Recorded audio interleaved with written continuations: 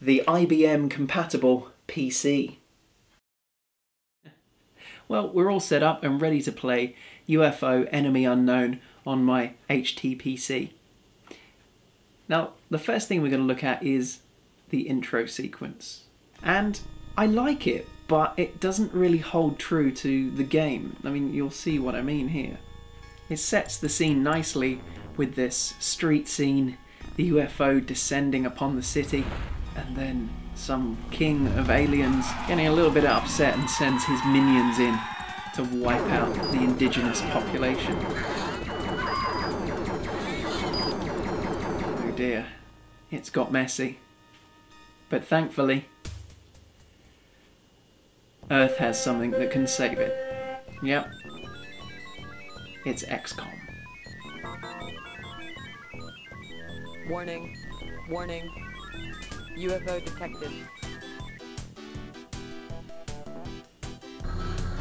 Well, it's nice to see they're well geared up. They've got the guns, they've got the ship,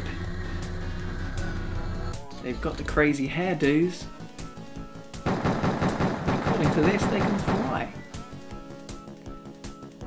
Nothing like a bit of Gatling gun to sort out the opposing forces.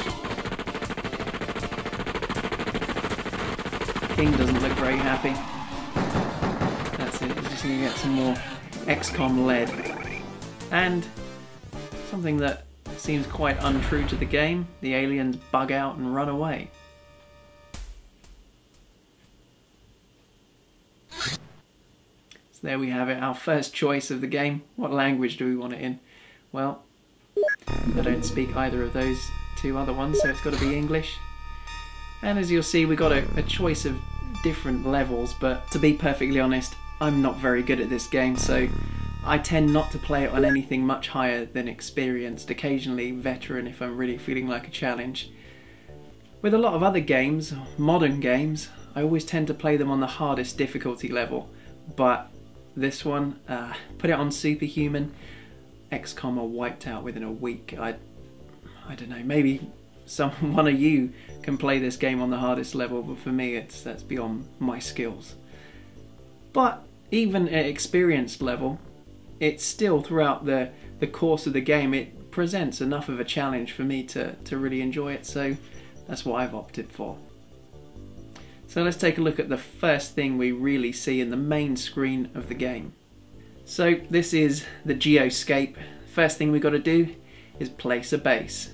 And I'm going to call my base Sumer, because those of you who know your ancient history will know that's the kind of the cradle of the civilized world, or at least the first civilization. So, what can we do from here? We've got many options. We can intercept, we can go and view our bases, we can see graphs. We've got a thing called the UFOpedia, which gives us all of our information about the aliens and the craft and the technology. And we can zoom in, zoom out, and see all of the planet from here. It's not exactly the highest detail, but it's enough to get an idea of what the planet's like. Now obviously at the heart of this game, as I'd mentioned before, it's a turn-based strategy game, but another large element is asset management. You've got to manage your resources and your funds to be able to either purchase or produce all of the equipment that you're going to need to stop the alien threat. Now as you can see here, we've got screens where we can buy things, also where we can sell any surplus equipment or anything we've appropriated from the aliens we've defeated. And also, as you can see here, this shows us the funding from all the different countries around the world. Unfortunately, their funding is not guaranteed. If you do a bad job, they'll reduce your funding. If you do a really bad job, they'll cut it off altogether. Now you don't want too many of the countries around the globe to be too upset with you, because not only will they cut your funding, they'll even join forces with the aliens and allow them to build bases on their land, which is not what you want. So you can't obviously win all of the battles, you can't even fight all of the battles. You've got to pick your engagements and try your best to appease as many of the nations as you can to keep your funding at a high level. Now, If you do a really good job, they'll increase your funding. It's not the only way you can make money in this game, but you do have to keep most of the countries on your side. If the XCOM project gets cancelled, then that's game over. These 6 buttons here on the right hand side of the Geoscape control panel allow you to manipulate time. Depending on how much or how little action is going on, you'll manipulate time accordingly. And normally when you've got nothing happening, you stick it on 1 day and let the world spin round 1 revolution per second. Of course, at that speed, it won't last for very long, because every time an alien craft is detected, it pauses and it gives you an option to either go back to 5 seconds or continue at that speed. And as soon as a craft is detected, well, we're going to want to intercept it. So like this case here, our first craft, UFO number 1, has breached our airspace, so we're sending out an interceptor to take him down. And when the interceptor does catch up to the UFO, as you can see, we get another dialog box come up showing us some more options of how we want to engage the enemy craft. It's not much to look at, but it serves a purpose. Unfortunately, this time the UFO outsmarted us and got away. The interceptor wants to have a second bite of the cherry, but the UFO has landed. This means we need to send in the ground troops, and that means sending in the Skyranger craft. So this is our troop transport, and we're going to land at the landing site and hopefully give them a bit of a kicking. But as you'll notice, it's night time, and one of the things I try to avoid in this game is engaging the aliens at night. They have much better nocturnal vision than humans do, and so I try to steer clear of those engagements wherever I can. So by putting the Skyranger into a kind of holding pattern, getting it to visit different waypoints around the landing site, I can be ready as soon as daylight hits to land and take them out. You can't waste too much time, because a landed craft doesn't stay there forever. You'll have a window of a few hours within which to land and take them out. A downed craft normally takes 2 days to disappear. Why it disappears, I'm not really sure. Maybe the natives of whichever land it crashes in take it apart and pillage it for all it's worth, or maybe somehow the aliens come down and take it. I don't know. Whichever way, after a couple of days, a crashed UFO disappears off of your Geoscape and can never be dealt with. So you've got to be fairly expedient to take care of these matters. So now we've got some daylight on this crash site, it's time to take out the enemy. This here is the loadout screen, and unfortunately it's one of the parts of the game that I don't really like. You'll see that, okay, it's fine, you can choose equipment to load onto whichever of the soldiers you want, but the problem with this is I don't know anything about their attributes. I can't find that out from this screen. When I'm back at base, I can look at each soldier individually, look at their statistics, look at how good they are at firing a weapon, or how strong they are, how many time units, how much stamina. All of the statistics that flesh out this character are there to be found in the base, but when you come to this screen, when it would actually be really useful when deciding who gets which weapons, you can't see it. So you just kind of have to guess. I mean, as the game progresses, you get to know the characters' names and you get to know which ones are better, but I would have really liked to have been able to see those statistics at this point in the game. Why they didn't include that, I have no idea. Now the squad's fully loaded out, we're ready to take on the alien menace. One of the first things you'll notice here is how have my multicultural band of international warriors been turned into what is essentially a lineup from the Hitler Youth. I mean, look at all these Aryan boys and girls. Unfortunately, the graphical limitations at the time mean that not only are they all got the same skin colour, aside from being male or female, they all look the same. I don't really consider graphics that important, but it would have been nice to be able to tell the difference between each of the characters. To be able to customise them as you see fit would have been really nice, but oh well, you can't have everything, can you? You'll also notice that I've got a tank, where you can have as many of these heavy weapons platforms as you've got space for.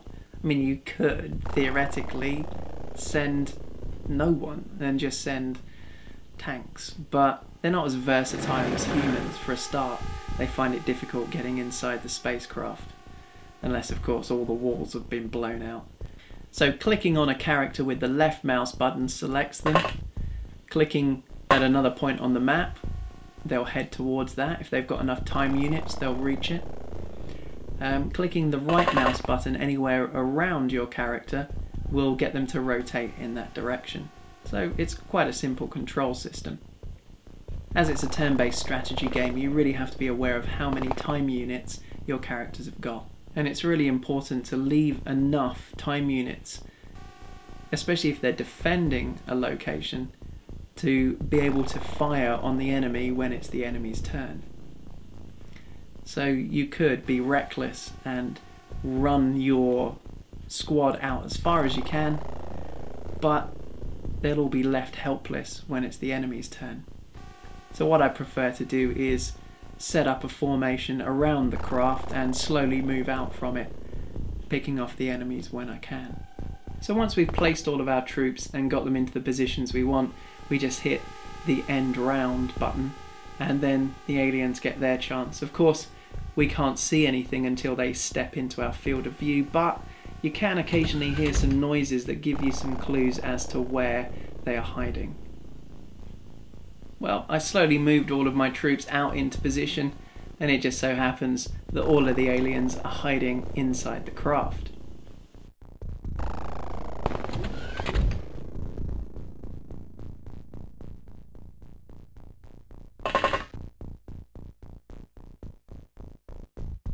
Well, fortunately, their reactions weren't good enough to catch me on the way into the craft, but unfortunately I was too stupid, and running out wasn't the smartest move, because of course it gave them enough time to have a bit of opportunity to fire and blast me. Unfortunately, at this stage of the game, all your guys have got to protect them is a boiler suit, and that's not really going to do much against an alien plasma rifle. So, well, we took one of them out, they took two of us. At least we outnumber them.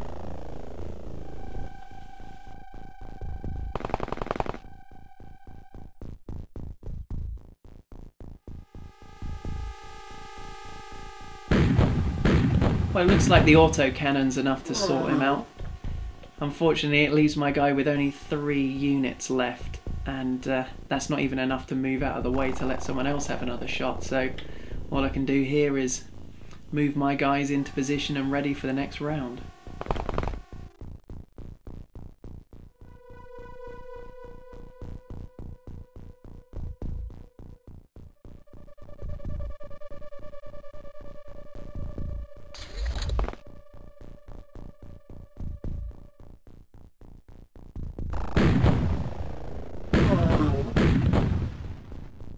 Now, a craft this size normally only has 3 occupants, so I know it's pretty safe to end the round here.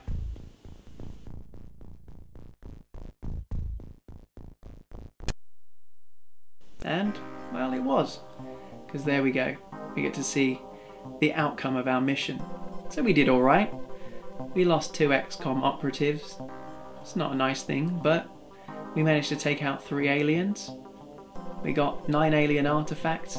And also, we got their power source, their navigation system, some alien alloys, and their fuel, Elerium 115. As I said earlier about this game really tapping into all the stories of ufology, this idea of Elerium element 115 actually comes from a guy who allegedly worked at Area 51 and worked on alien craft, a guy called Bob Lazar. And, well, according to his story, that is what they used to power their spaceships. So they brought that over into this game. It's kind of cool. Well, now the mission's over, there is a few things that I need to do. Firstly, 2 dead soldiers means we need 2 new rookies to fill their shoes. So they're quite easily purchased. And then after a couple of days when they arrive, it's time to equip the craft and put those guys onto it.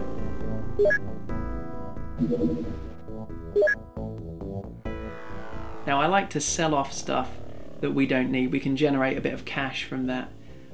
Unfortunately, until you've researched the alien technology, you can't use it. So you might as well sell all but one of it, because the more battles you have, the more of these weapons you'll pick up. They're not like gold dust. I always feel it's a good idea to get researching the aliens' weapons technology as soon as possible. And from my experience, they tend to drop a lot of heavy plasmas, so that's what I'm going to go for. Now, as I mentioned before, the loadout screen doesn't allow us to see any of the statistics of the troops, which is really annoying. But thankfully there's one thing that you can do. You can name them. The game allows you to rename all of the soldiers in it, and therefore give them names that are more meaningful. So, you know, maybe if you've got someone who's got really high firing accuracy, you could call them Sniper. Or if they're really strong with lots of stamina, you might call them Heavy Gunner or something like that. Or name them after characters from other games with those attributes. Furthermore, one of the things I like to do is actually name the characters after my friends. And that way, I don't know, I feel more attached to them and less likely to just treat them as expendable. So for the purpose of this video, I think it's a good idea to include the names of people that we all know. So let's put in some of the people from the YouTube gaming community. If we're going to have somebody to be our sergeant, who better than, yep, Mr. Benway. As a long-standing member of the YouTube gaming community, I think he fits the bill there. Now, if I ever flick through these, I can find the person with the most strength and stamina, because I want someone to give the heavy weapons to. So, by the looks of it, 39, Gundrun Esser. Okay, well, who's big and strong in the YouTube gaming community? I think Mark Verheer fits the bill.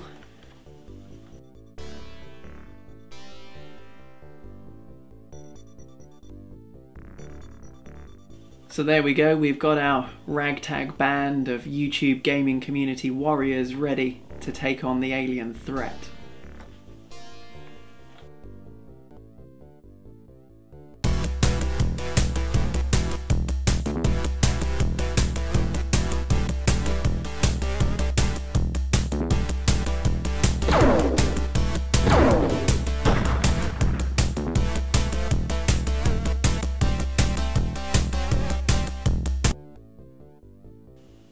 This crash site looks like the perfect opportunity for our YouTube roughnecks to cut their teeth, or test their mettle, or insert metaphor here.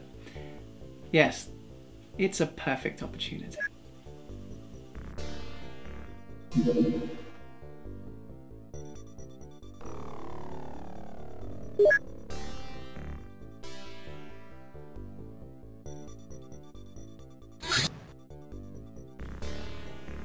But I'm sure our gaming community squad can send those aliens to heaven and let God sort them out.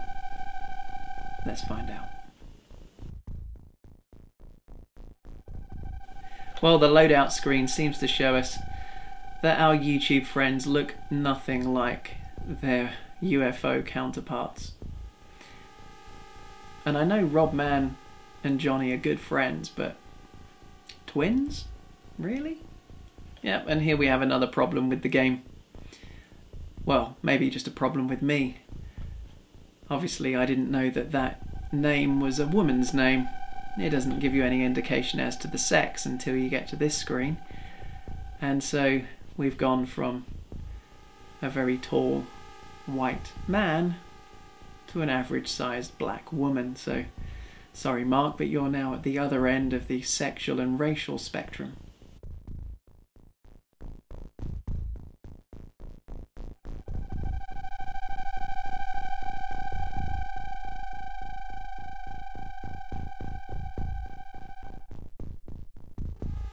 So as before, I'll send my team out to explore the environment, leaving them with enough time units so they can have opportunity fire if the aliens decide to stumble into their field of view.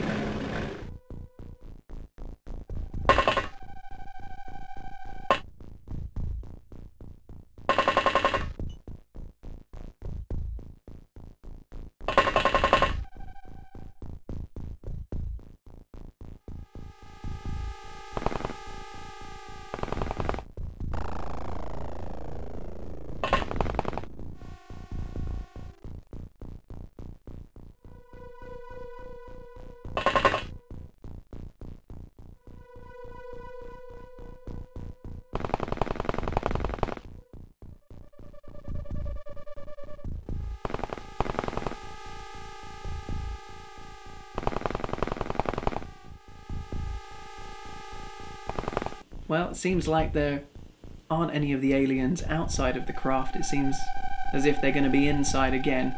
As it's a downed craft, I'd imagine the core has been blown, so it's probably taken out half of the crew. Normally have 6 crew members for a craft of this size, but I'd guess there'd probably only be 3 of them left.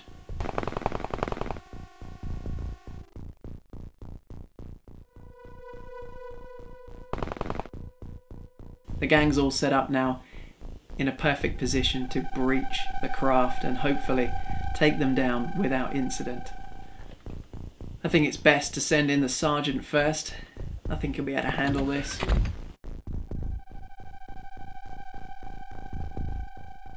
Two aliens, no problems. Got that heavy cannon. Single shot from that should take this guy out. And it didn't. No. Good. He missed. Okay. Let's send in the rest of the team.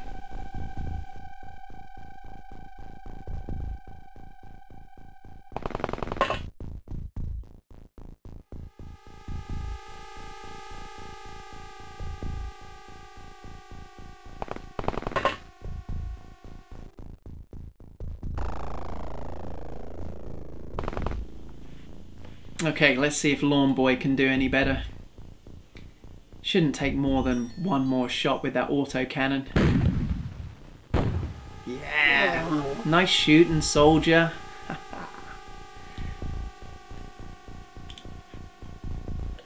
But there's still one left. So this time, let's see if Mr. Millennium can do it. Good shooting, Jonathan. Hey! And that should be it. Maybe there's one more, but we might as well end turn now. As we can see from the alien's turn, Luke Morse has had a bit of opportunity fire there. And I think he's already hit that alien once. Nice. Send in Blue Tonic for a bit of support there. Okay, guys.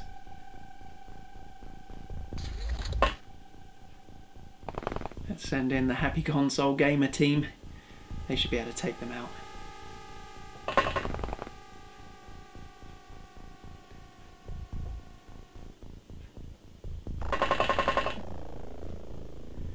Send Steve a bit further to check out the rest of the UFO just in case. And Lawn Boy for backup.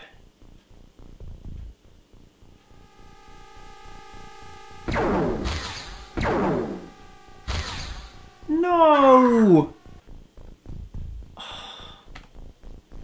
Does that alien have no respect? That's a long-standing member of the YouTube gaming community, loved by thousands. Oh. We're going to have to teach him a lesson. Yeah, that's it. Come on, Pete. Show him how SNES-tastic does it. Yeah! Scratch one alien. I bet that was a close encounter he wasn't expecting. Well, there we go. 4 alien corpses recovered and we only killed 3 of them. The rest of them must have been vaporized when the reactor was taken out, as it was downed. Some alien artifacts recovered. Unfortunately, 1 XCOM operative lost.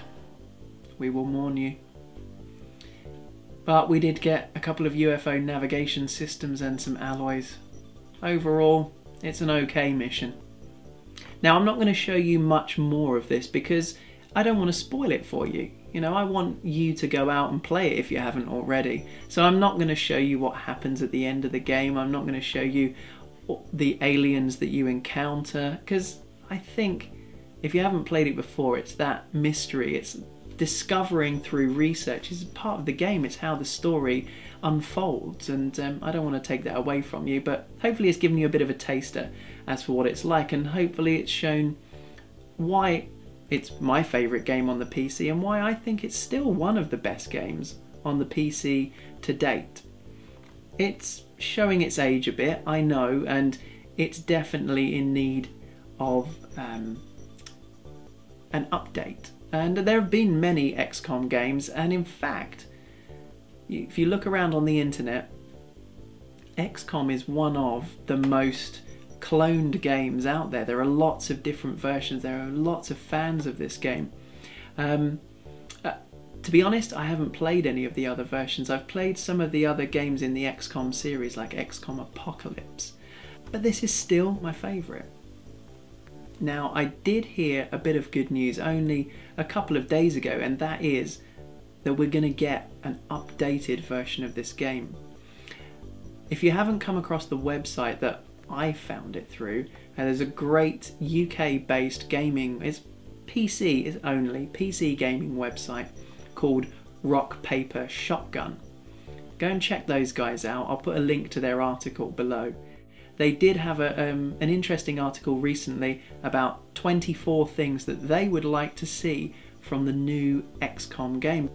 I'm really looking forward to that whenever that arrives. There is a new first-person XCOM game that's loosely based on this, but it's set in the 1950s, based around an FBI agent, which is supposedly coming out. It was supposed to be out at the end of 2011. It's now been pushed back to sometime in 2012, but I'm also looking forward to that. So, as usual, I'd like to know what you think. If you've played the game already, tell me whether you like it, you hate it, whatever your feelings are on UFO Enemy Unknown, or XCOM UFO Defense as it's known in North America. If you haven't played the game, let me know what you think about the video. Does it in any way interest you? Has this enticed you into wanting to play the game? I just look forward to, if you leave a video, watching your video response or reading the comments you put in the pane down below. So thank you very much for watching. I'm sorry it's taken me so long to get this video out. I hope it's been worth the wait. So, from my living room to wherever you are, this is Simon signing off. Bye bye.